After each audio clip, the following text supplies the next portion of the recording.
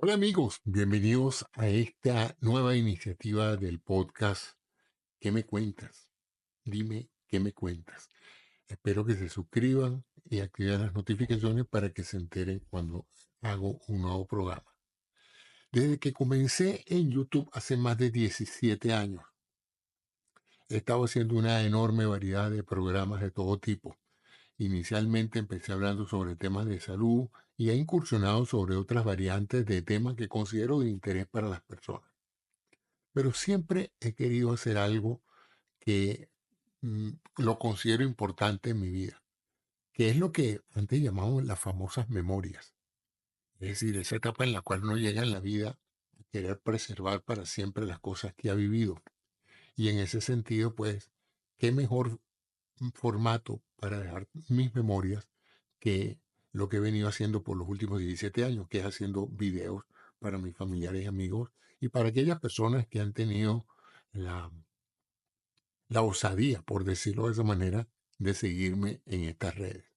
Así que hoy voy a hacer el primer episodio de ah, mi tercer intento por hacer un podcast de lo que fue mi vida en Venezuela y mi vida, el comienzo de mi segunda vida aquí en los Estados Unidos. Un podcast anecdótico, un podcast lleno de recuerdos, de nostalgias, de situaciones vividas, algunas de ellas muy simpáticas, muy interesantes, muy cómicas, y muchas otras, pues, lamentablemente no tan am, favorables de recordar, pero no obstante son válidas porque son aquellas que me han permitido a través de los 70 años de edad que tengo, de llegar a ser lo que soy. La personalidad que tengo, la familia que tengo, todos esos factores, todas esas personas han contribuido a que yo hoy esté frente a ustedes aquí en esta cámara, ya viviendo pues la última etapa de mi vida, la etapa del adulto mayor, y yo creo que entonces es hora de que yo empiece a hacer videos sobre lo que fue mi vida y abandone un poquito los típicos programas relacionados con la salud. Aunque lo voy a seguir haciendo, pero creo también importante dejar este legado de recuerdos que estoy seguro de que muchos de mis compañeros en la etapa educacional o en la etapa laboral pueden acreditar que fueron vividos en conjunto conmigo y con muchas otras personas. Como ustedes saben, si no lo saben, pues ya ahora lo van a saber. Yo nací en la ciudad de Caracas, en Venezuela, en el año 1954. Un año muy interesante porque estábamos en plena dictadura del general Pérez Jiménez. Una dictadura que algunos considerarán una dictadura blanda y otros considerarán una dictadura muy dura. Todo dependía esencialmente de si usted estaba en contra o no del dictador. Si usted era una persona que aspiraba a vivir en un sistema democrático, tener libertad de expresión, poder criticar al gobierno, poder exigir rendimiento de cuentas de los gastos públicos y poder pues preservar la libertad de opinión y respetar los derechos humanos. Si usted quería vivir en un país así, usted estaba en problemas porque la dictadura no admitía disidencia.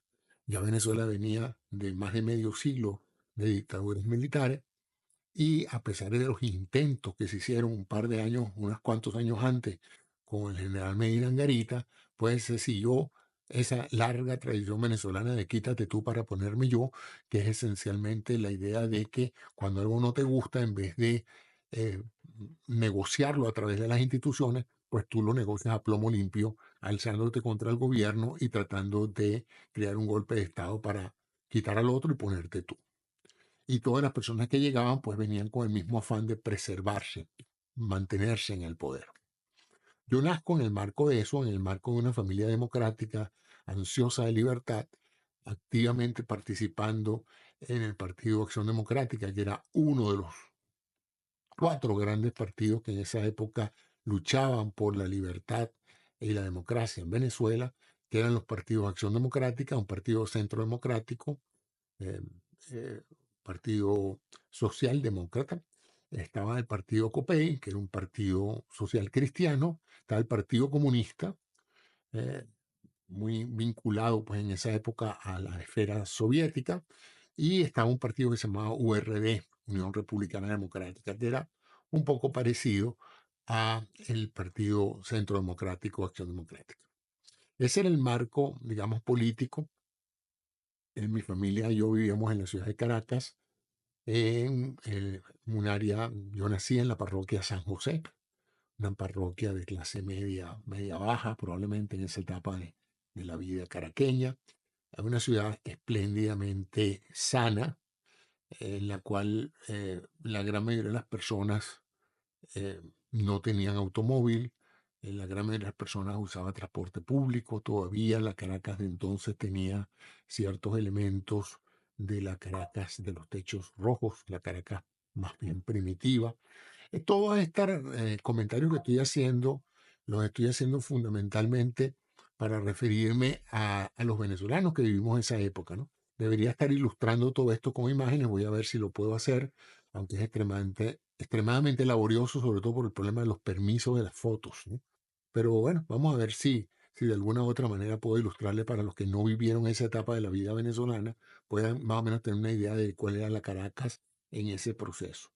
Era una ciudad que se estaba transformando dramáticamente porque este general Pérez Jiménez, una persona que llegó al poder por un golpe de Estado, inicialmente promovido también por políticos, pero después se separaron los políticos y quedaron los militares solamente. Y este general Pérez Jiménez la agarró pues por ser una persona que quería transformar el país, era una persona muy nacionalista, muy convencido de que el país tenía que progresar más rápidamente y se encargó de eso y empezó por la capital y empezó a hacer una serie de obras públicas que incluyendo grandes avenidas, mejoró muchísimo la capacidad armamentista del ejército venezolano, compró aviones de combate, aviones jet, promovió la investigación científica, creó ciudades universitarias, la ciudad universitaria de Caracas, la Universidad Central de Venezuela fue creada en ese periodo, el hospital universitario, una serie de obras públicas donde se gastó una millonada, se enriqueció mucha gente, pero las obras quedaron allí y transformó la ciudad de Caracas realmente en una ciudad muy moderna. Para ese momento se transformó pues en la ciudad, una de las ciudades más modernas de Latinoamérica en términos de autopistas, avenidas, desarrollos urbanos, etcétera. También fue una época en la cual floreció mucho y progresó mucho la comunidad inmigrante europea que llegó a Venezuela. En los años 40 y 50, a raíz de la posguerra, llegaron muchos italianos, eh, canarios, españoles, eh, emigrantes de todos los países, también mucha gente de la parte del viejo imperio otomano, de Siria, de Líbano, llegaron muchos venezolanos, mucha gente del Medio Oriente, la comunidad judía también se vino huyendo de la Europa nazista y llegó a Venezuela, muchos de ellos, y florecieron muchísimo. En los años 50 fueron unos años bastante bonitos y útiles para que esa población que venía con gran capacidad empresarial y gran capacidad de desarrollar actividad agropecuaria pudieran encontrar en Venezuela el suelo fértil para poder desarrollar todos esos talentos de agrícola y de comerciales que tenía, ¿no? Entonces no era extraño que en una Caracas más bien bucólica, campuchana, estos inmigrantes pues fueran tremendamente exitosos creando pequeños y medianos negocios y algunos hasta grandes, pues. Entonces, en ese marco de sociedad vivo yo, y ya para el año 54 ya había, digamos, lo que ahora hoy se conoce como ruidos de sable, es decir, había malestar en ciertos sectores de la población venezolana por lo que se percibía como una gran corrupción. Era un gobierno dictatorial que construía, mejoraba, hacía obras, pero no había libertad de partidos, no había elecciones.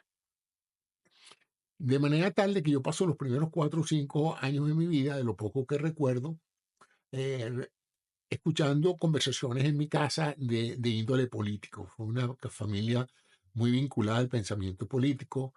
Mis madres, y digo mis madres porque era mi tía, mi abuela y mi mamá, eran mujeres que leían muchísimo, eran mujeres muy cultas, y eso hacía que las conversaciones fueran muy ricas, ricas en contenido, así como también la presencia de tíos y primos y allegados y amistades que la verdad es que enriquecían muchísimo las conversaciones que se hacían en casa. Una casa modesta, mi mamá en esa época trabajaba en la clandestinidad, eso significa que ella trabajaba con un nombre falso porque evidentemente ella estaba dentro de la lista negra de la policía de la tiranía y donde quiera que ella fuera a buscar trabajo, revisaban su nombre y no le daban trabajo porque estaba en la lista de las personas conocidas como que estaba en contra del orden reinante. En ese sentido, pues, bueno, vivimos unos años relativamente de bajo perfil. Tuvimos que mudarnos en varias ocasiones. Sin embargo, pues hubo siempre ese espíritu de educar a nosotros, a mi hermano y a mí. Somos dos hermanos. Y en ese sentido, pues, bueno, esa fue la infancia de los parques. Recuerdo mucho los desfiles de carnaval que se hacían en esa época, los disfraces, las típicas cosas que se hacen. De la televisión, recuerdo, bueno, era televisión en blanco y negro en los años 50. Nosotros tuvimos la fortuna de tener uno de los primeros televisores que llegaron a Venezuela porque para ese momento mi tío trabajaba en el Ministerio de Comunicaciones y tuvo como, no sé si un derecho preferencial o qué fue lo que pasó, pero tuvo la oportunidad de comprar un televisor, o sea que en mi casa siempre hubo un solo televisor durante mucho tiempo. eh, y pudimos entonces ver el nacimiento de la televisión venezolana. Eventualmente ya cuando yo estaba en conocimiento de lo que estaba pasando por ahí alrededor de los 5 6 7 años, pues veíamos televisión, las típicas series norteamericanas traducidas al español en México. Hace poco estuve en una sala de conversación y estuve hablando con uno de los que estaba participando en la sala de conversión, era un mexicano. Y surgió que este mexicano era una de las voces. Cuando él empieza a hablar en el programa, en una red social que se llama Clubhouse, estaba hablando y la voz me era enormemente familiar. Y entonces cuando le pregunto a él, caramba, su voz me es muy familiar, ¿por qué yo a usted lo he escuchado antes? Un hombre de edad, ya retirado, me dice él. Bueno, porque yo hacía doblajes de las películas en español, de los Estados Unidos en español. Y él era la voz de muchos de esos, de Pedro Picapiedra y de todos los Picapiedra. Y entonces por eso era que se me era tan familiar la voz del hombre, porque él hacía doblaje al español. Y estuvimos hablando un rato de eso, ¿no? Los programas favoritos de esa época eran, por supuesto, muchos de la producción de Disney, pero había ciertos programas de producción nacional que yo recuerdo con nostalgia. Uno de ellas era un programa que se llamaba Bambilandia. Bambilandia es el país donde los niños son felices. Yo recuerdo esos programas infantiles. Había un canal de televisión que era del Estado venezolano, el Canal 5, y en el Canal 5 pasaban programas para niños. Otro de los programas que yo recuerdo, que ya estábamos en edad escolar, era un programa sobre dibujo y pintura. No recuerdo cuál era el nombre del artista, pero el artista se sentaba frente a la cámara, ponía su lienzo y empezaba a dibujar y a pintar. Y uno lo ve. Todo el programa era verlo, pues. Y para nosotros era mágico cómo alguien podía en un momento dado transformar una simple hoja de papel en blanco en una obra de arte, ¿no? Y era dibujando con, no me acuerdo cuál era el nombre del, con Peter, con alguien así. Era muy interesante ese programa, lo recuerdo bastante.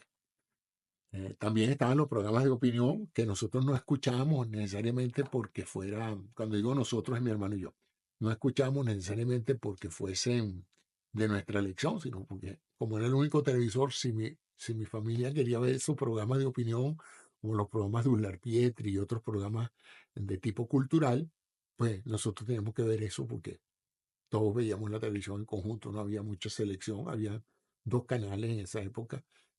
Primero fue Radio Caracas Televisión y después Televisa. Luego quebró Televisa y vino Venevisión. Y entonces estábamos entonces esos tres canales, ¿no? Eh, Radio Caracas, Venevisión y el Canal 5 que era el canal de la televisora nacional. Bueno, en el año 58 cae el gobierno de Pérez Jiménez, se produce un golpe de Estado, se produce una transformación político-económica impresionante, llega al poder el Partido Democrático. Bueno, otra de las anécdotas interesantes de esa época es que parte de mi familia estaba muy relacionado con altos oficiales de las fuerzas navales, en particular la familia Larrazábal, que tenían creo que dos almirantes, ¿no? Uno de ellos fue Wolfgang Larrazábal, que fue precisamente el presidente de transición entre la dictadura de Pérez Jiménez y la llegada al poder por elección popular de Rómulo Betancourt, candidato de Acción Democrática. Entonces, esos fueron periodos en los cuales nosotros salimos entonces un poco del oscurantismo de vivir bajo la dictadura a estar realmente más vinculado con lo que estaba pasando en el gobierno de transición de Wolfgang Larrazábal, que fue un gobierno de lo que ellos llamaron el plan de emergencia, un plan de asistencia económica y de emprendimiento de nuevos proyectos. Aquí me ayudarán los historiadores. Yo no soy historiador, yo estoy contando lo que recuerdo. Y puede ser que me equivoque o me pierda en algunas cosas, pero bueno, ya la memoria no es la misma que tenía antes. Entonces, espero que los historiadores se sirvan contribuir. Y si hay alguno que quiera hablar más de un tema en particular, que me avise y hacemos una entrevista que me encantaría hacerla para yo entender mejor qué era lo que estaba pasando en esa época cuando yo era un niño. Entonces, en esa fue la etapa ya en la cual ya yo estaba en edad escolar, ¿no? Y yo tuve una gran fortuna, como tuvo toda mi generación, de encontrar un sistema escolar público bastante bueno. Durante la dictadura y después de la dictadura se hicieron muchas escuelas y liceos. Liceo es lo que se llama en Venezuela la educación secundaria. Y curiosamente, la mayoría de las personas con vocación docente, que eran formados en las escuelas normales, que llamaban así, donde se formaban los maestros de la Gran Colombia, había una escuela normal de Gran Colombia, que por cierto, la creó y la ayudó a crear una tía abuela mía, Cecilia Núñez Sucre, descendiente directa del mariscal de Ayacucho, mi tía Cecilia Núñez Sucre, fundadora de Acción Democrática, por cierto, una mujer legendaria, una mujer eh, dedicada al magisterio y a la educación y a la defensa de la libertad y la democracia. Bueno, esa señora Cecilia Núñez Sucre era mi tía abuela, hermana de mi abuela materna, ¿no? Mi abuela se llamaba Vicenta Núñez Sucre. Ambas eran descendientes de un hermano del mariscal de Ayacucho. Entonces, el asunto viene es porque yo disfruté mucho, como toda mi generación, de una educación pública donde había muy buenos maestros. En aquella época era muy prestigioso para alguien culto y competente en materia docente dar clases, ser maestro o ser profesor en un liceo público. De tal manera que si ustedes ven los grandes intelectuales y la gente de ciencia y de arte de Venezuela, probablemente vean en su currículum que en su juventud fueron maestros de escuelas públicas en Venezuela.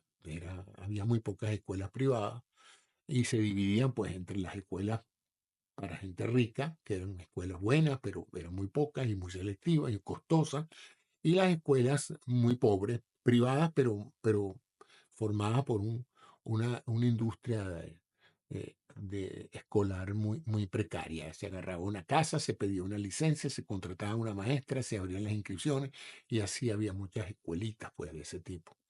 Pero las mejores escuelas, donde había mejores profesores, eran las escuelas públicas. Así es que yo tuve la fortuna de estudiar mi primaria en la Unidad Escolar Gran Colombia, una unidad escolar gigantesca, ¿no? Que, por cierto, introdujo algo que para esa época era revolucionario en materia escolar, como es el hecho de la educación por secciones.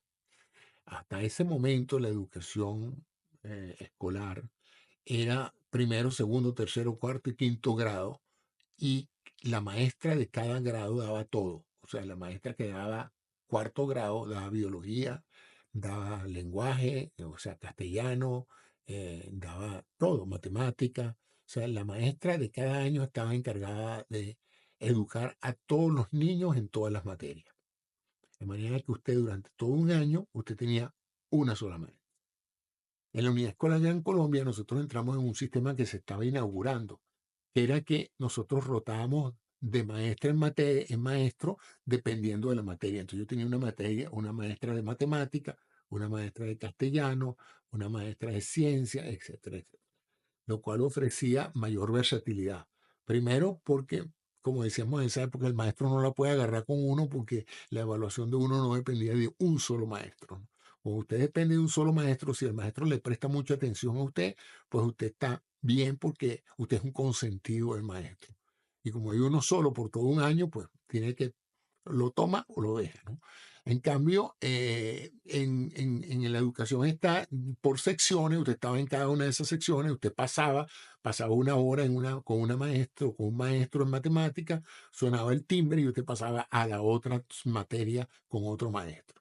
Eso se hizo en la Unidad Escolar Gran Colombia, una unidad escolar arquitectónicamente fabulosa, de pasillos amplios, de aulas muy bien ventiladas, buenos pupitres, etcétera, ¿no? O sea, era una cosa, era como un campus, no era una casa nada más, como una enorme urbanización, era todo el conjunto de la unidad escolar Gran Colombia. Yo no tengo años que no paso por ahí, pero tengo gratos recuerdos de esa época cuando íbamos a la escuela con un pantalón color caqui, una camisa color caqui y un guardapolvo blanco. Ese era el uniforme de la escuela. Íbamos uniformados y bueno, ¿qué recuerdo de esa época? Contábamos el himno nacional en la mañana antes de entrar a clase y bueno, fue una época muy feliz. Como quedaba un poco lejos de la casa, nosotros teníamos transporte escolar. Una señora que mi mamá le pagaba para que nos fuera a buscar a la casa en una camioneta llena, atiborrada de muchachos, de esas largas, de esas station wagon americanas, y ahí íbamos todos rocheleando y echando bromas hasta llegar allá a la Unidad Escolar Gran Colombia, donde nos bajábamos, y allá habían pues una serie de carritos vendiendo dulces y vendiendo la merienda, ¿no? Y entonces ahí nos atiborrábamos de dulce y entrábamos a la escuela.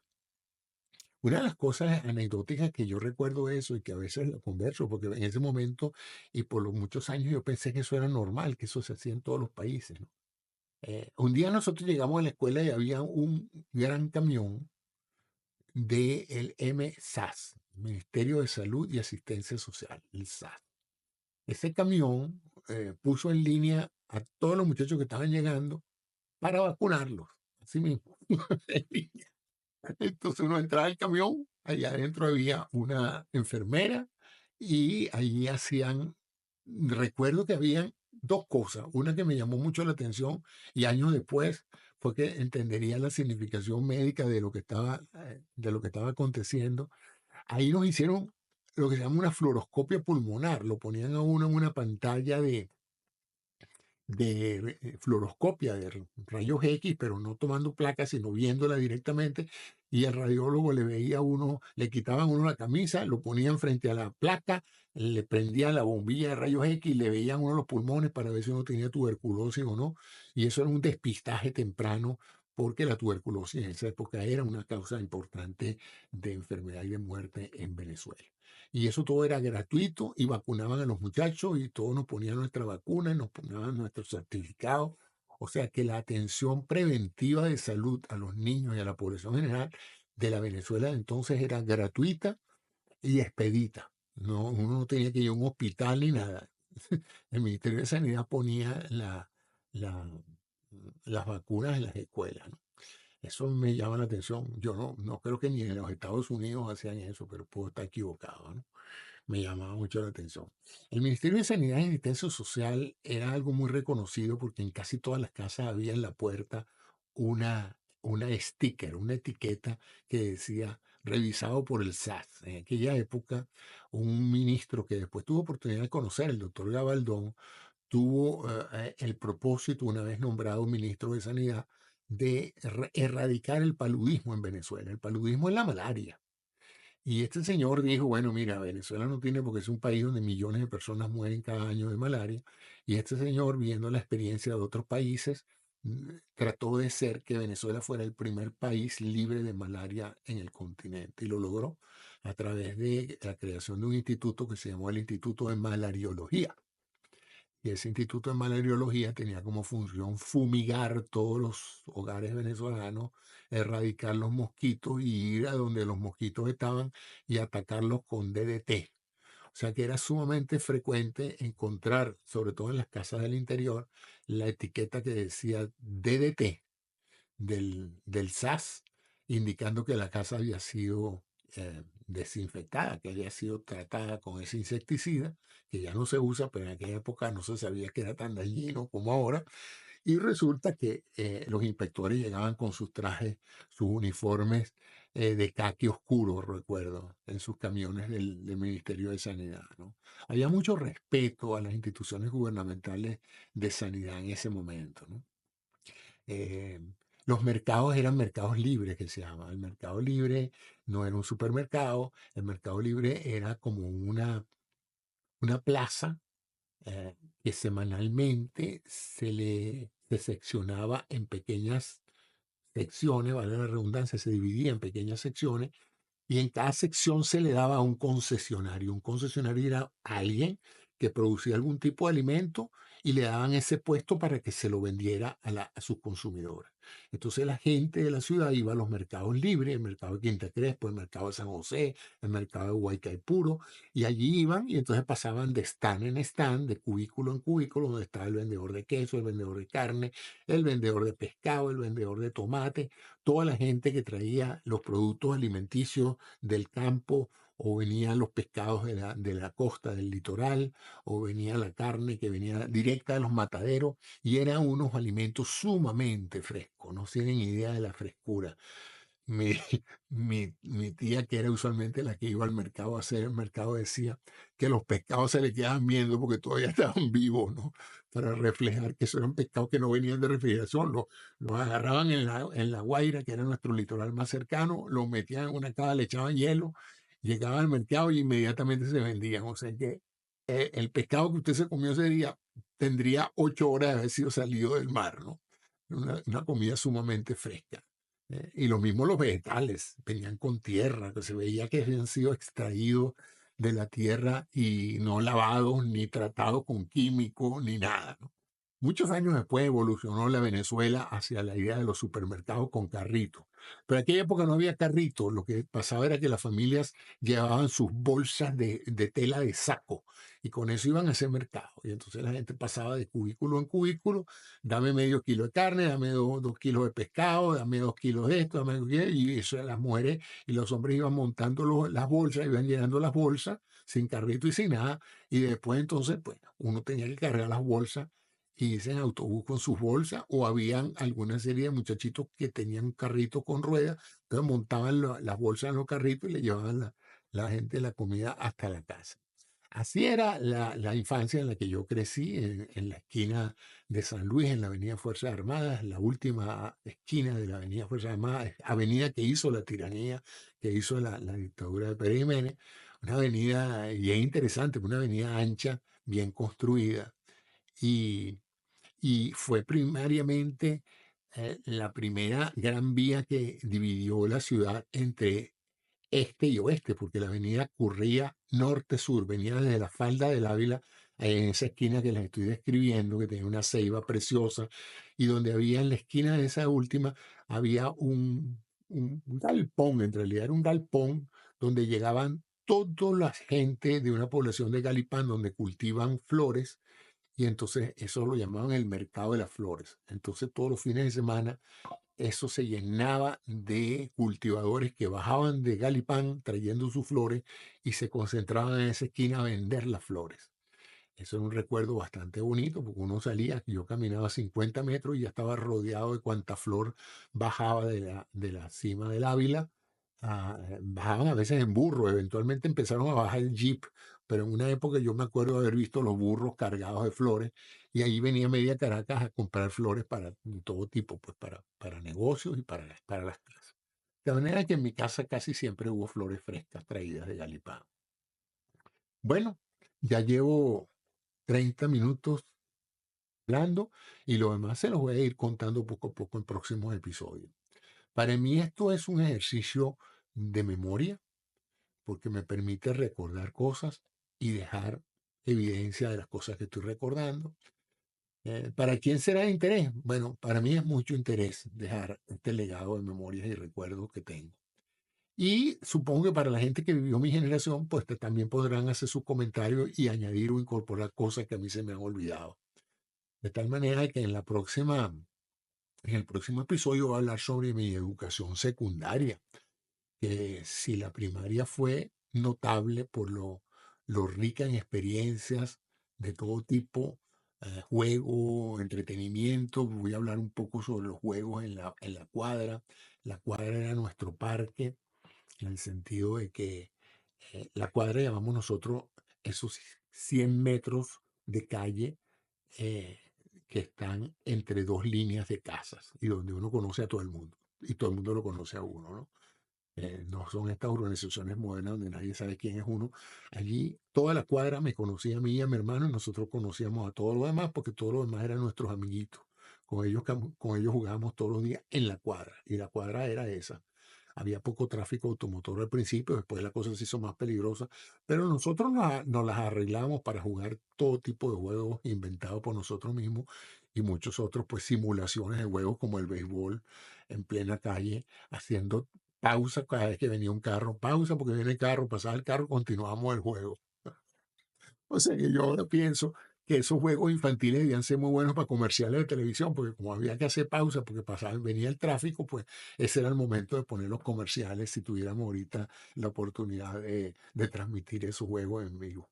Pero la próxima semana voy a hablarles un poquito sobre los juegos infantiles de esa época entre el 58 al 65 sería, sí. Y también de algunas cosas que pasaron en esa época que marcaron nuestra vida. Así que bueno, espero que este nuevo proyecto del año 2025, ah, prácticamente, ¿qué? Desde el 55 hasta el 2025, y ahí tenemos un buen espectro de vida que va a ser narrada por mí.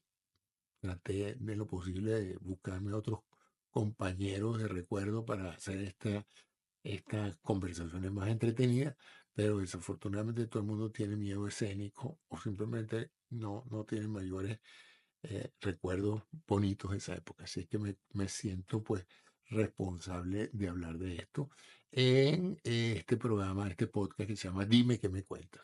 Y la razón por la cual encontré este nombre es porque estaba buscando un nombre que yo dijera, un nombre que refleje realmente la manera en que los venezolanos nos comunicamos. Yo diría que después del hola y después del que hubo, ¿qué tal vale?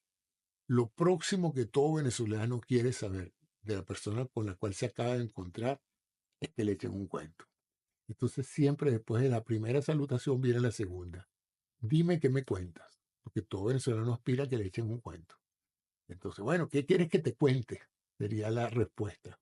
Mira, José, dime, ¿qué me cuentas? Bueno, ¿qué quieres que te cuente? Responde el otro. Y por ahí empieza la larga apuesta al día de todas las cosas que cada uno tiene que contar. Porque amigos que no se cuentan cosas, no sé de qué hablarán, pues. Siempre uno tiene un cuento que contar y que compartir con otro. Así que espero que me sigan en este canal, me dejen sus notificaciones, me dejen sus comentarios. Si tienen alguna anécdota que quieren que yo comente, pues con mucho gusto. Y si quieren que los entreviste, pues contáctenme por esta vía y voy con toda seguridad a invitarlos para que me echen los cuentos, para que me digan qué me cuentas de tu infancia y de tu adolescencia en Venezuela y más adelante. Aquí yo voy a contar cuentos de dos etapas de mi vida, la primera en Venezuela y la segunda en los Estados Unidos, donde estoy seguro de que mucha gente también se va a acordar de muchas cosas. Bueno, ese es el primer episodio. Hoy es 5 de enero del 2025. Mi nombre es José Antonio y espero que sigan haciéndose presentes y que me cuenten algo. Eso es lo que yo voy a hacer en cada episodio, contarles algo de mi vida y de las cosas que estén pasando en un momento dado que yo crea que valga la pena reseñar. Gracias y hasta el próximo episodio. Chao.